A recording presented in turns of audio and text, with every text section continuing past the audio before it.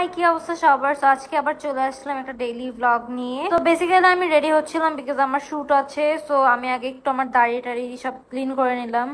Just joking guys, but আমাদেরও hairs হয়, তো সেগুলো রিমুভ করতে হয় যাতে একটু মেকআপটা সুন্দরভাবে বসে গ্লো করে। তো এখানে দেখতেই পাচ্ছ আমার ফেসটা কত গ্লো করছে। আর এখন হচ্ছে স্কিনটাকে প্রিপেয়ার করে নিব যাতে আমার বেসটা আরো বেশি ভালো হয়, স্মুথ হয়। আমি যখন স্কিন কেয়ার করি আমি সাথে গ্লস ইউজ করবোই, না হলে আমার ভালো লাগে না।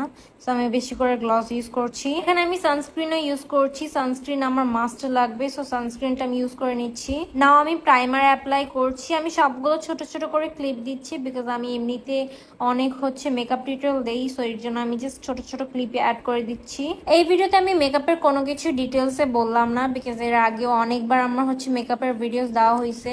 মেবি নেক্সট আরো অনেক দেওয়া হবে। এন্ড এখানে আমি আমার ফাউন্ডেশনটা অ্যাপ্লাই করে নিলাম। আমি খুবই সিম্পল একটা মেকআপ করবো বিকজ আমার মেকআপ করতে একদমই ইচ্ছে করছিল না সেই দিন। As you guys can see আমি খুবই সিম্পল একটা মেকআপ করছি। এন্ড এখন হচ্ছে আমি ব্রাউজিং করে নিচ্ছি। এই তো এখানে আমি টোটালি রেডি। আমি রেডি হওয়ার কোনো ক্লিপই নিতে পারিনি, তো এখানে হচ্ছে এই ক্লিপগুলো আমি অ্যাড করে দিলাম। আর আজকে শুটের জন্য আমরা যাচ্ছি হচ্ছে রেডিসন ব্লুতে। ভাবলাম যে আমাদের শাড়ির সাথে রেডিসন ব্লুটা খুব ভালো যাবে।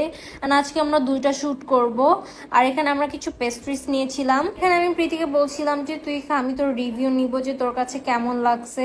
আর ওর কাছে এই পেস্ট্রিটা অনেক বেশি ভালো লাগছে, যেটা চিজ কেক ছিল। তারপর আমি ওকে বললাম যে পিস্তাচিও যে পেস্ট্রিটা এটা ট্রাই কর। অ্যান্ড ওটা খাওয়ার পরও বললো নাকি একদমই ভালো লাগে না এটা। বাট ট্রাস্ট মি, আমার কাছে পিস্তাচিও যে পেস্ট্রিটা এটা অনেক বেশি ভালো লাগে। এটা আমি যতবার আসি এখানে এটাই ট্রাই করি। প্রীতি যে বললো না চিজ কেকটা অনেক মজা, বাট আমার কাছে একদমই ভালো লাগে না। এটা পুরোটা ওই ফিনিশ কোর্স, আমি একদমই হাত দিইনি এটার মধ্যে। আর এক একজনের টেস্ট এক এক রকমের। সো আমার কাছে পিস্তাচিও যে পেস্ট্রিটা এটা অনেক ভালো লাগে, তো এটা আমি ফুল একদম ফিনিশ করতে পারবো।